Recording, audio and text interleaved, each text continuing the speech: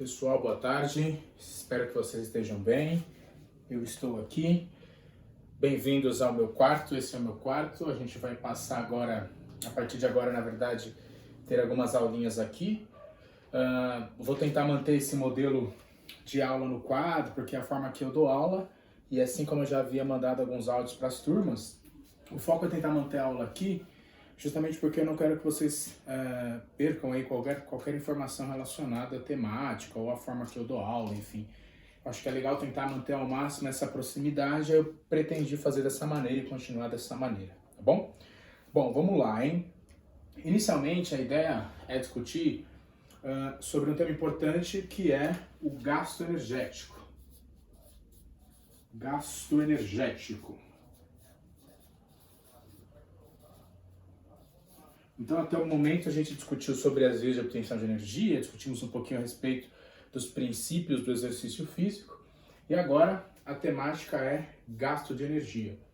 Por que isso é importante? Porque é fundamental entender qual a demanda imposta pelo treinamento, pelas atividades, compreender o gasto energético total, para que eu possa, a partir dessa informação, prescrever o plano alimentar e ser um pouco mais próximo daquilo que eu quero em relação a mudanças de composição corporal e também a desempenho esportivo. Então, quanto mais próximo eu for, sobretudo quando eu estiver falando de um atleta de alto rendimento, quanto mais próximo eu chegar em termos de oferta de nutrientes, melhor. Eu vou evitar com que ele tenha problemas, sobretudo problemas relacionados à carência nutricional, tá? Bom, antes de falar essencialmente de gasto energético, é importante que nós saibamos algo que infelizmente muitos profissionais fazem de uma forma um pouco superficial, que é investigar o consumo alimentar. Então, dentro do que a gente tem de anamnese, a gente precisa investigar o consumo alimentar, e dentro da investigação a gente usa uma ferramenta muito importante chamada recordatório de 24 horas. Talvez hoje o recordatório de 24 horas seja a melhor ferramenta para se avaliar a ingestão alimentar de sujeitos que fazem exercício físico ou são atletas de alto rendimento.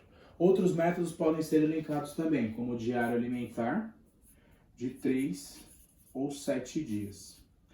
Independente da ferramenta que você for utilizar, é imprescindível que você tenha atenção quando for fazer o inquérito, que você consiga realmente entender como que o sujeito se alimenta, sobretudo como ele se alimenta nos diferentes dias de treinamento, que é algo que é fundamental. O recordatório de 24 horas ele é um método retrospectivo, então eu dependo, por exemplo, de memória. Enquanto que o diário alimentar ele é um método prospectivo, o sujeito ele vai anotar assim que ele for fazendo suas refeições. É claro que ambos têm suas limitações, mas são ferramentas diferenciadas aí que podem ser utilizadas no dia a dia para tentarmos identificar a ingestão alimentar de sujeitos que fazem exercício físico. É importante, então, além da implementação desses inquéritos alimentares, entender também aspectos como o que o sujeito ele consome antes, durante e após o treinamento. Ou seja, o que ele ingere em termos de alimento e nutrientes antes, durante e após o treinamento. Primeira pergunta, existe a necessidade de ter uma atenção com os momentos antes, durante e após? E se existe essa necessidade de ter uma atenção, seja pela intensidade ou pelo volume de treinamento, ou pela característica do treino de forma geral, será que o sujeito ele está fazendo isso de forma correta? Será que existe algum tipo de inadequação alimentar que esteja fazendo com que ele não tenha um bom desempenho, ou talvez com que ele não tenha uma boa resposta em relação à composição corporal? Dentro do recordatório de 24 horas, é interessante também investigar esses aspectos. Agora a gente está, ou também em relação ao diário alimentar de 3 dias. Agora a gente está ampliando, pensando em sujeitos que fazem exercício físico. Isto é, além de questionar, como eu questionaria uma pessoa que não faz exercício físico, eu vou questionar, considerando esses momentos, aqueles que fazem exercício físico. Ou seja, eu vou ter mais atenção a esses momentos, tá? Para que eu possa identificar aí possíveis falhas ou excessos, né, enfim, nutricionais, alimentares e nutricionais. Então é legal ter uma noção sobre o que a pessoa come. E outro aspecto importante dentro dessa história de questionamento na anamnese é saber, por exemplo, como que está a percepção de cansaço e esforço, assim como a percepção de recuperação entre as sessões de treino. Então, o indivíduo ele tem uma sessão de treinamento, ele tem um período de recuperação e uma nova sessão de treinamento. Ou seja, será que ele está conseguindo se recuperar adequadamente entre uma sessão e outra de treino? Então aqui é importante porque a oferta de alimentos e nutrientes no que diz respeito à recuperação é muito importante. Se esse sujeito ele tem uma demanda de treino bastante elevada, seja por volume ou por intensidade, e eu quero que ele consiga treinar adequadamente, tudo que ele consome imediatamente depois é fundamental para que ele treine bem numa próxima sessão de treinamento. Eu estou pensando no intervalo de recuperação. Mas é claro que o que ele for consumir depois vai depender do que ele consumiu antes, do que ele consumiu durante, se necessário, e assim sucessivamente. Então é legal eu ter uma noção muito ampla do rastreio alimentar para que eu possa identificar possíveis falhas alimentares ou nutricionais. Então esse é um vídeo inicial para tentar sensibilizar vocês da importância que é fazer um bom rastreio alimentar, fazer uma boa anamnese. E dentro desse contexto, nós temos algo chamado balanço energético. Tá? E esse balanço energético é um equilíbrio, né? Consiste no equilíbrio entre o consumo e o gasto de energia.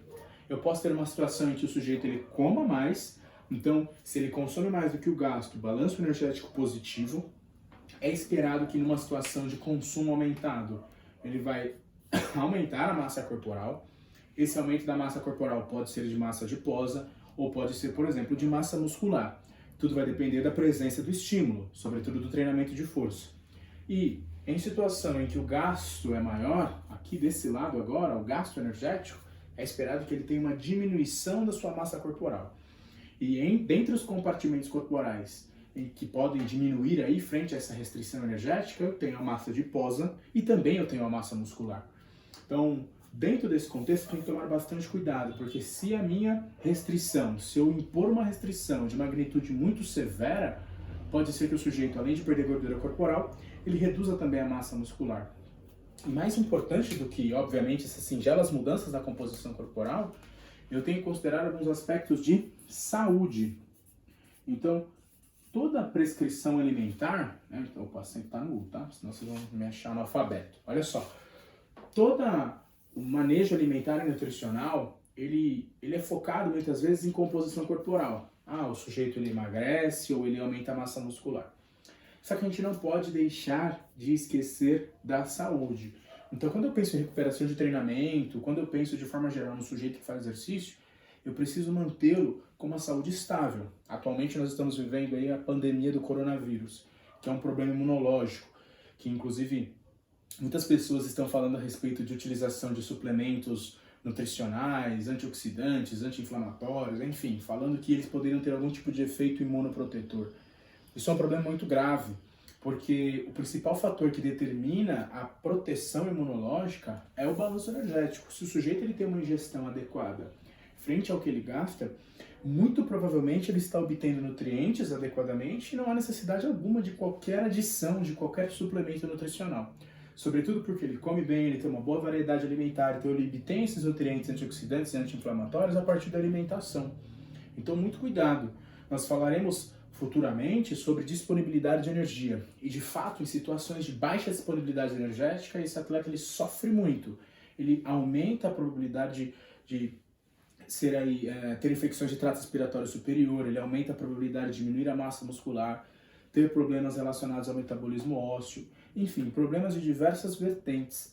Então eu preciso ter bastante atenção em relação a isso. É muito comum no desespero, aqueles que querem emagrecer de uma hora para outra, diminuírem muito a ingestão e aumentarem muito o gasto, isso pode afetar o organismo de uma forma bastante importante. É sabido que ao longo do tempo o nosso organismo tende a se adaptar frente a restrições energéticas, então são coisas que a gente tem que considerar com bastante atenção. Então esse vídeo inicial é para que vocês façam essa reflexão sobre balanço energético e a necessidade de fazer um bom rastreio daquilo que o nosso atleta consome, para que eu possa ter um panorama bastante sensível e conseguir fazer mudanças mais efetivas, fazer mudanças que sejam mais relevantes à saúde desse sujeito, tá bom? Então esse é um videozinho inicial, só pra gente começar a brincadeira.